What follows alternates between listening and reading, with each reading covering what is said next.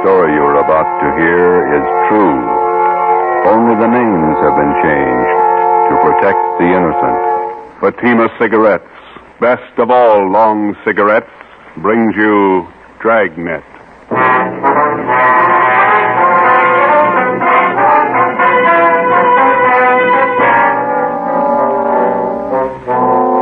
You're a detective sergeant. You're assigned to bunco detail. An expert confidence man has resumed operations in your city. His criminal record dates back 35 years.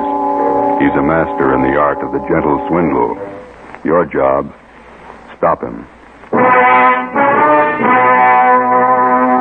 If you want a long cigarette, smoke the best of all long cigarettes. Smoke Fatima.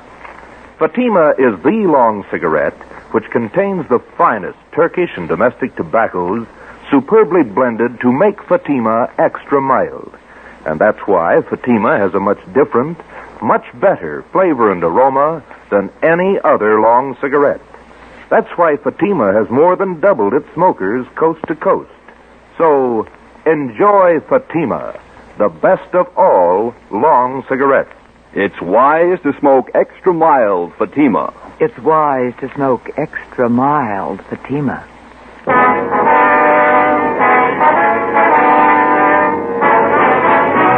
Dragnet, the documented drama of an actual crime.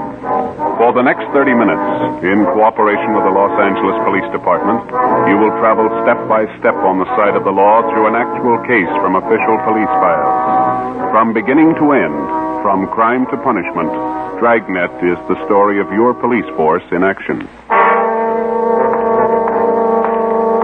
was Tuesday, July 28th. It was warm in Los Angeles.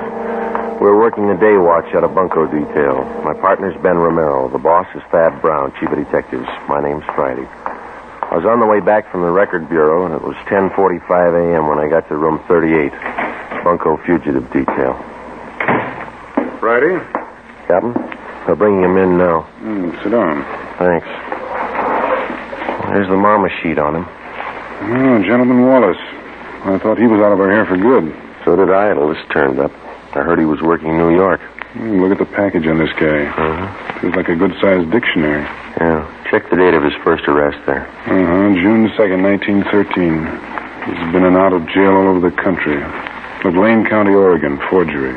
Bum check beef, San Francisco, 1914. Embezzlement, Santa Ana. Parole violation, Seattle, Portland. More checks, Reno.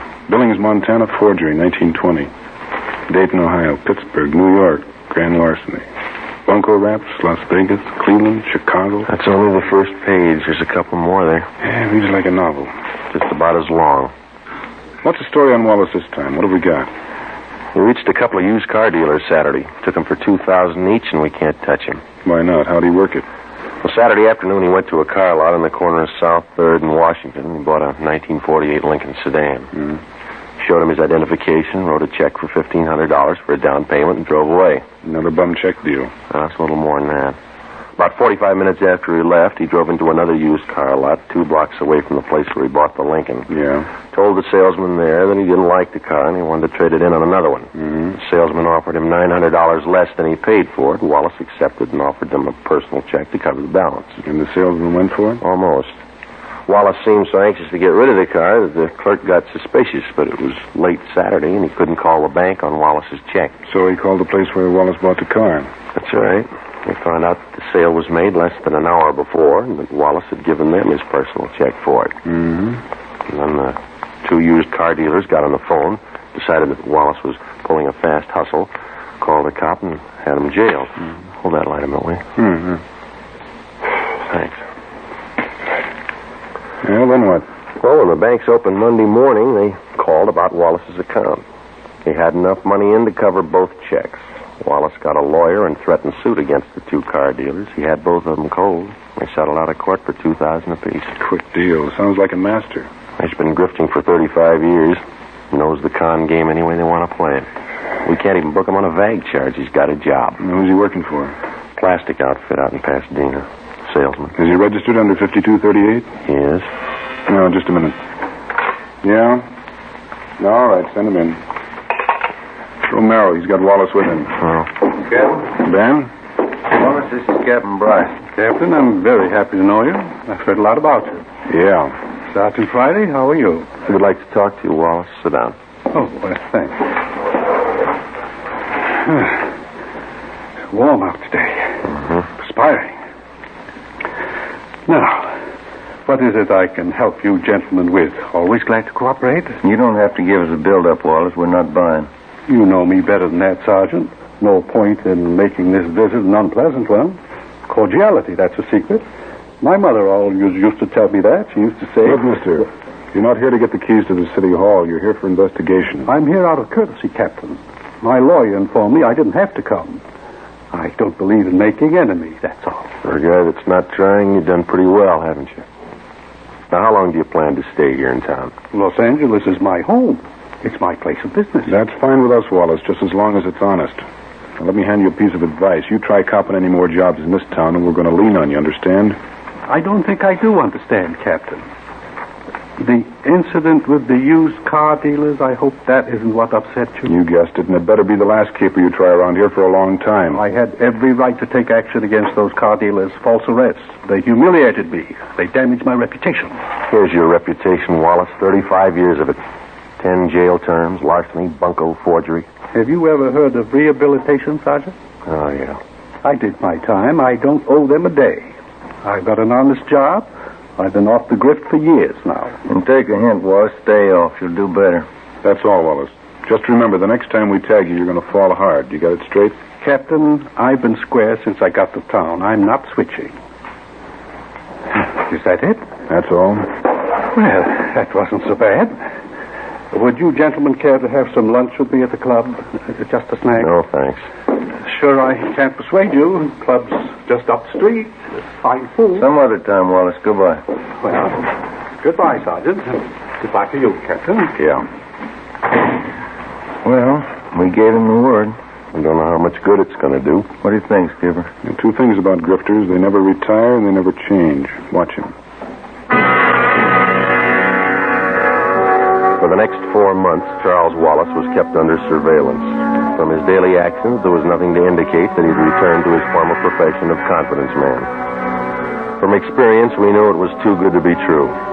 For a man who had worked the con game from every conceivable angle for as long as Wallace had, chances of his going straight amounted to less than 1 in 1,000. Just as a dope addict is a slave to drugs, the full-fledged con man or grifter is obsessed with the idea of swindling for a living. He loves his work and he takes pride in it, just as much as a doctor, a lawyer, or any legitimate professional man. He has a life and a code of ethics all his own, even has his own language.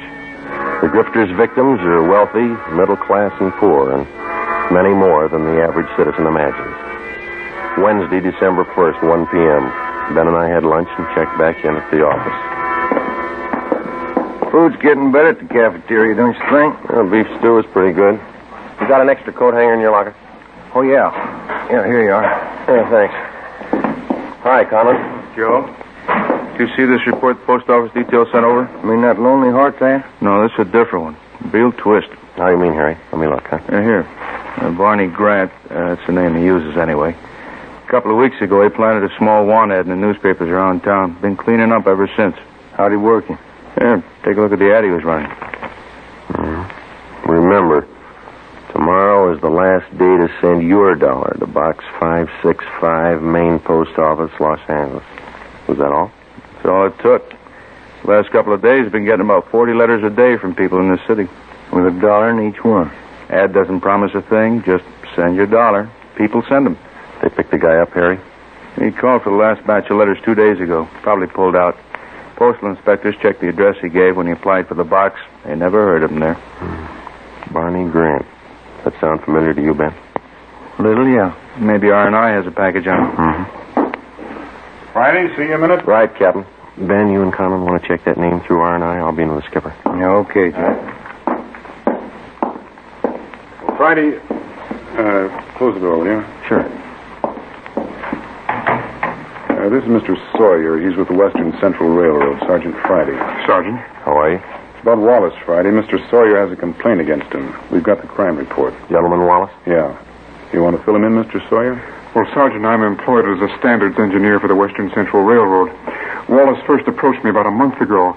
He said he was an inventor, and he was working on plans of a new type of air brake for use on railroad cars. Go ahead. He said he'd conceived the idea, but that he needed more time and money to perfect his invention. He told me I'd share in half of the profits he got from his idea. It sounded more than fair. How much money did you give him? All I had in my savings account, $3,000. I talked it over with the wife, and the idea looked real good on paper. Yeah. I didn't expect to make too much money for myself out of this, but I thought if I could get a hold of this braking system, it would certainly help the company out. He took your money, and you haven't heard from him since. Well, I presented the plans to the chief specifications engineer in our eastern office. Yeah? I got an answer yesterday, airmail. Our New York office has been working for 2 years on exactly the same set of brake plans. And how'd he get a hold of them? From the Patent Bureau in Washington. The company has a patent pending on the new device. It's all legal, isn't it? Yes.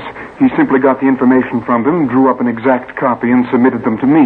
He sold you an invention that your company already owned. Yes, sir. And I'm out $3,000. You know where Wallace might be now? We've checked the boarding house where he was staying. He left there last night. No forwarding address, nothing. We've got an all-out points bulletin on him. Do everything we can. Well, thank you, Captain. Sergeant Friday. You have my card. If there's anything I can do to help, please call. All right, Mr. Sawyer. Goodbye. So long. I know what we're looking for, Joe. Well, let's see.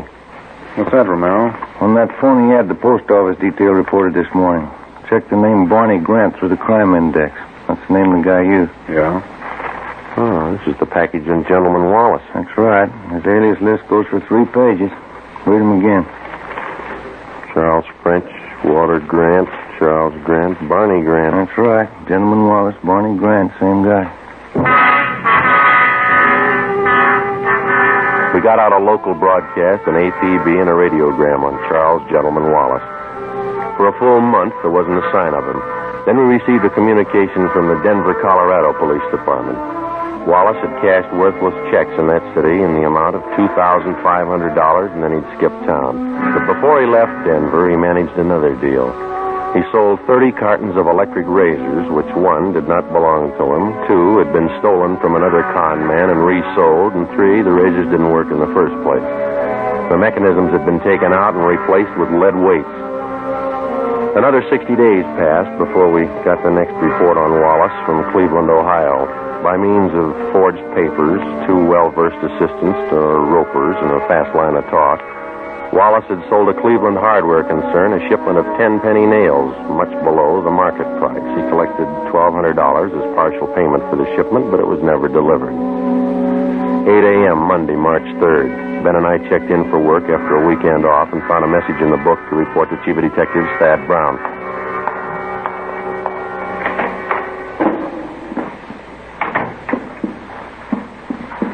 Chief, you wanted to see it? Come in. Yes, sir? Gentleman Wallace is back in town. Where'd you get that? Guy by the name of Patterson. So, All right, thanks. Egan, have Patterson brought to the interrogation room. Is that Mouse Patterson's keeper? Yeah, small-time grifter. He was running with Wallace as late as a month ago back in Pittsburgh. When was Patterson picked up? Last night at a big hotel out in Hollywood. He was working a fast deal. You think he came to town with Wallace? I know he did. One of Conlon's informants spotted Wallace and Patterson last night. We nabbed Patterson. Wallace slipped away. We figured he'd been operating in and out of the city for about 2 weeks. Any idea what his angle is this time? I think so. Take a look at this. Obituary notices clipped from the newspaper. How do these tie in? The con artist takes a dead man's name from the obituary list, finds out a little bit about him, and writes him a letter. He writes the dead man a letter. Here's a sample we had reported to us. Read it. William Radford, 233 South Brookway, Hollywood. Dear Bill, I heard you were sick, and I didn't want to bother you at this time, but believe me, I'm desperate. I don't mean to hound you about the $400 you borrowed from me, but we are having sickness in our family, and I do need the cash. Wait a minute. Wallace writes a letter like this to a man knowing he's dead, and the family opens it and reads it. And they figure it's some unpaid debt that they didn't know about, which the deceased owed. That's right. And the con man collects. Yeah. The letter's been showing up right in the middle of funeral arrangements. The family's bereaved, grief-stricken, caught off guard. They don't suspect anybody could be that ruthless, so they pay off if they think there's a legitimate debt. That sets a new low, doesn't it? Excuse me. Ron speaking. All right, thanks. I got Patterson in the interrogation room. You question him, find out everything you can. Right, Chief. When you're through talking to Patterson, you can start checking on these names. What's this? It's a list of all the names that appeared in the obituary column in today's paper. It's a long list. Donald and Myberg are checking half. You and Romero take the rest. Right. Get to those families before Wallace does. We went down the hall to the interrogation room and questioned Patterson for an hour and a half. He denied that he even knew Wallace. He refused to tell us anything. We had Patterson return to his cell in the county jail, and Ben and I started up to check with the relatives of the deceased who appeared in the daily obituary list. Adams, Connolly, Craig, Denberg, Donzetti, Edmonds, Fowler. None of them had received letters claiming payment of secret debts owed by the deceased. Well, there are more pleasant jobs than bothering families with an investigation in the middle of their sorrow. It wasn't easy, but it was necessary. The 8th name on the obituary list was Foreman, Carl J. He was survived by his wife, Jean. She lived at 5821 Santiago Street out in the valley. We're sorry to intrude at a time like this, Miss Foreman. We know how you must feel, but it's an important matter. That's all right, Sergeant. Carl was sick for so long. Probably better this way. What did you want to know? Since your husband passed away, have you received any letters asking for payments on a debt that he might have owed to somebody? Funny you should ask. Yes, I have. I got it yesterday. Yesterday. Do you know the man who wrote the letter? No, I didn't. I took it for granted that it was someone Carl knew in the Army. Someone he'd borrowed from. How much money was it he said your husband owed? $400. There's a letter over the mantel. I'll get it for you. Fine. Here it is. Thank you. Signs his name Howard Michaels. Has this man contacted you since? Why, yes, he has. He called me last night and said that he just heard about Carl. He apologized for writing the letter. Said he had some medical bills of his own to pay. I went to the bank this morning and got the money for him. Is there anything wrong? And he's supposed to come here and get the money? He already has about 2 hours ago. He seemed to be a very good friend of Carl's. Ben, you got that mug shot on? Yeah. Yeah, here it is. I don't understand, Sergeant. Is this the man who picked up the money this morning? Yes, that's Mr. Michaels. Mm-hmm. Don't you think he was Carl's friend? I don't think so, Miss Foreman. But no one would do that. Who could be that low? You're looking at his picture, Miss Foreman. His name's Wallace.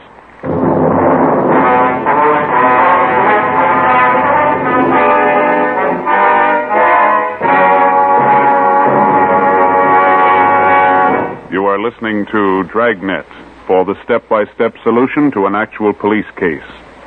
Here, step-by-step, are the reasons why Fatima has more than doubled its smokers from coast to coast. Step 1. The name Fatima has always stood for the best in cigarette quality. Step 2. Long cigarette smokers discover Fatima has a much different, much better flavor and aroma. Step 3. Long cigarette smokers find Fatima extra mild. Fatima is the long cigarette which contains the finest Turkish and domestic tobaccos superbly blended to make Fatima extra mild. And that's why more and more smokers every day agree. It's wise to smoke extra mild Fatima.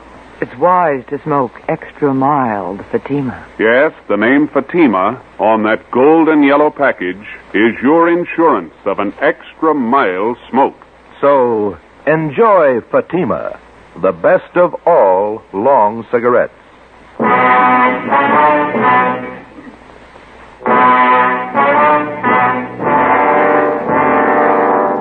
Over the past century, the confidence man here in the United States has earned the dubious title of aristocrat of the underworld. Among small-time thieves, cutthroats, dope peddlers, pickpockets, and similar small fry, he's looked up to and respected. The true con man does not consider himself a crook or a thief in the ordinary sense of the word. He's smooth, courteous, fast-talking, and he lives by his own code of rules. He never uses violence. He makes his living by his wits alone. Generally, he's far above average intelligence, and he's totally without a conscience. He thinks no more of fleecing a day laborer of his wages than he would of fleecing a millionaire. Because of their carefully planned operations, only a handful of confidence men are ever brought to trial. Monday, March 3rd, 6 p.m. Ben and I completed our interviews with the families of the deceased and returned to the office.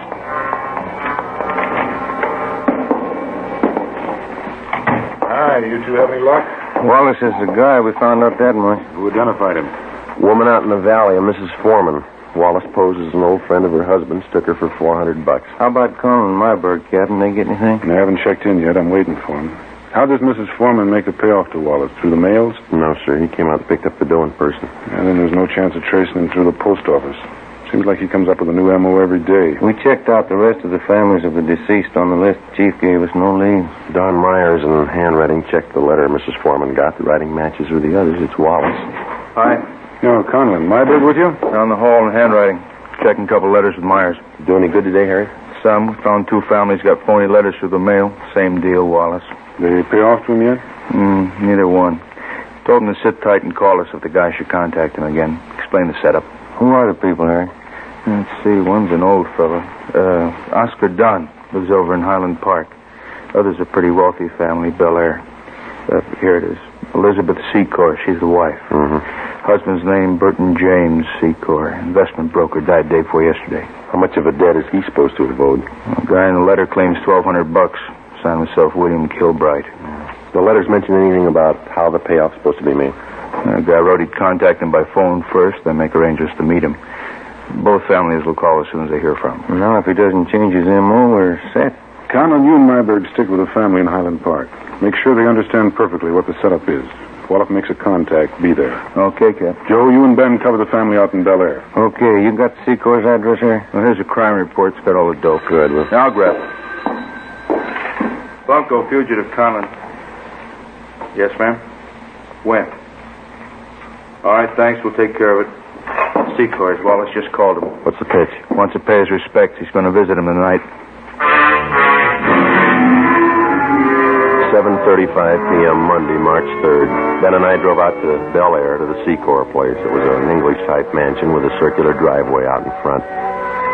The wake for Mr. Secor was being held in the living room. The butler showed us into the library where Mrs. Secor was waiting. She told us everything that had transpired since she first received the letter from Wallace following her husband's death. She said Wallace had promised to be at her home promptly at 9 p.m. We waited. 9 p.m. came and went. We told her that if the suspect should call, to make any concession, to agree to anything in order to set up a meeting with him. At 10 minutes past 10, the phone in the library rang. Mrs. Secor answered it. I listened in on the extension. I'm terribly sorry, Mrs. Secor. I did want to get out to pay my last respects, but I'm afraid that will be impossible. Oh, I'm sorry you won't be able to come. I'd like to settle up that debt, the money that Burton owed you. I do hope you understand, Mrs. Secor. It's very difficult for me to bring up such a subject at this time of your bereavement, but I do have need of the money. You see, it's my wife. She's quite ill, and, well, there are medical expenses to be met. Oh, I understand. When would you like to come for the money? Well, would tomorrow be all right? My husband's funeral is tomorrow. Oh, I see. Well, where will that be? At the cathedral on Sunset Boulevard. A requiem mass at St. Mary's at 9 o'clock. Well, since I don't want to bother you personally anymore, I wonder if it would be possible for you to leave the cash with the head usher there at the church. Well, yes, all right. I think that would be the best way. All right, then. Good night, and thank you. Yes, good night. I'm sorry. I know that's not easy for you. That's all right, Sergeant. It's strange, isn't it? What's that? One man burns out his whole life making money. The next man spends his time trying to steal it. What does it all mean? I don't know. We got 2,600 men down in the county jail. We all think they've got the right answer.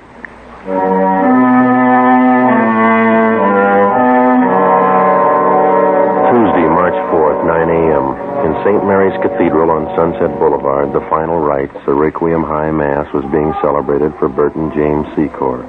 Ben and I were stationed at the rear of the church. Conlon and Myberg, together with 2 other men from Bunko Detail, covered the side exits. An extra detail of men were placed at strategic points around the cathedral. The head usher stood a few feet from the main entrance. With him, he carried a plain manila envelope filled with pieces of newspaper cut to resemble the size of currency, along with a $1 bill. He had instructions to hand over the envelope without question to the person who asked for it. 15 minutes past 9, Joe. Yeah. You see that head usher all right? Yeah, I've got him spotted. All right. Pretty good-sized crowd here. Secor must have had lots of friends, huh? Yeah. Nice choir. Just wondering, Joe. What's that? Suppose he doesn't show up? Well, that's possible. He might have gotten suspicious. Could be. What time you got now? It's 9:20.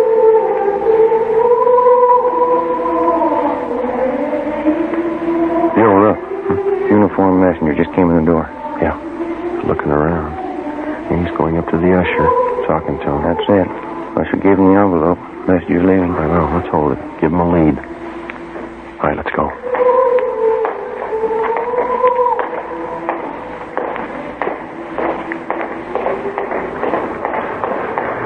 right, let's go, Ben. Don't lose him. He's getting into that cab. Come on. Slide over. You got the cab number? Yeah, let's move. 10:30 a.m. Ben and I trailed the cab to a bus depot in downtown Los Angeles. We followed the messenger in and watched him check the manila envelope in a key locker. We waited. At 11:45 a.m., another uniformed messenger entered the bus depot, picked up the envelope, and left. We followed him to the Union Railroad station, where he left the envelope at the traveler's aid desk. At 3 p.m., the envelope was still there, unclaimed. No sign, Joe. What do you think? It's a pretty fancy switch he's got worked out. Yeah. What time's the next train leave? 3:25. Coast Limited for San Francisco. 3:21 now. Wait a minute. See that porter over at the desk there? I'm talking to that girl there. I don't know. That's it. She's giving him the envelope. Come on. Yeah.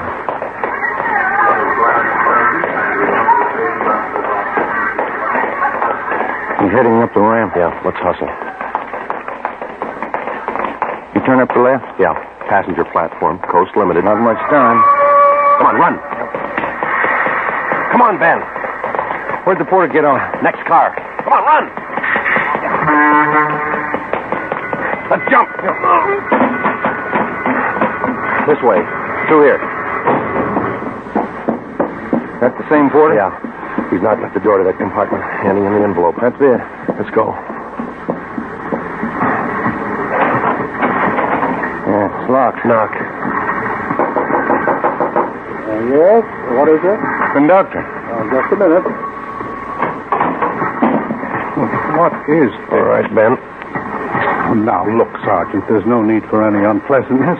Certainly we can sit down and talk this thing over like intelligent human beings. Grab the luggage, will you, Ben? All right, let's go, Wallace. Look, will you wait a minute, please? I'm sure we can come to some agreement. I have plenty of money. Look, right here alone in this envelope, plenty of... There's only $1 here. The rest is newspaper. Yeah. I've been taken. So have a lot of people. Let's go.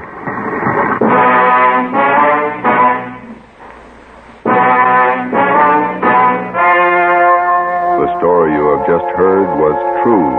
Only the names were changed to protect the innocent. On June 23rd, trial was held in Superior Court, Department 87, City and County of Los Angeles, State of California. In a moment, the results of that trial. It's amazing how many long cigarette smokers are changing to Fatima. Here is the actual report. From coast to coast, Fatima has more than doubled its smokers. Yes, more and more smokers every day are discovering that Fatima is the best of all long cigarettes. Long cigarette smokers find Fatima has a much different, much better flavor and aroma. Long cigarette smokers find that Fatima is extra mild because it's the long cigarette which contains the finest Turkish and domestic tobaccos superbly blended to make it extra mild. So enjoy extra mild Fatima, best of all long cigarettes. It's wise to smoke extra mild Fatima. It's wise to smoke extra mild Fatima.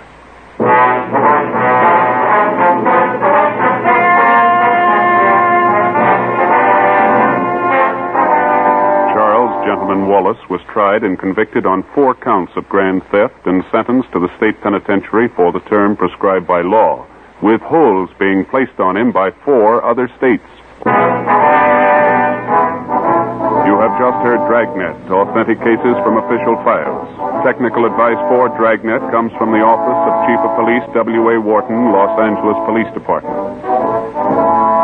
Dragnet wishes to thank the editors of True Detective magazine for their considerate appraisal of this program.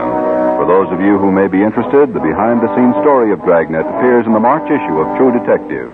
Fatima Cigarettes, the best of all long cigarettes, has brought you Dragnet from Los Angeles. Tomorrow, hear the Ronald Colmans in the charming series Halls of Ivy on NBC.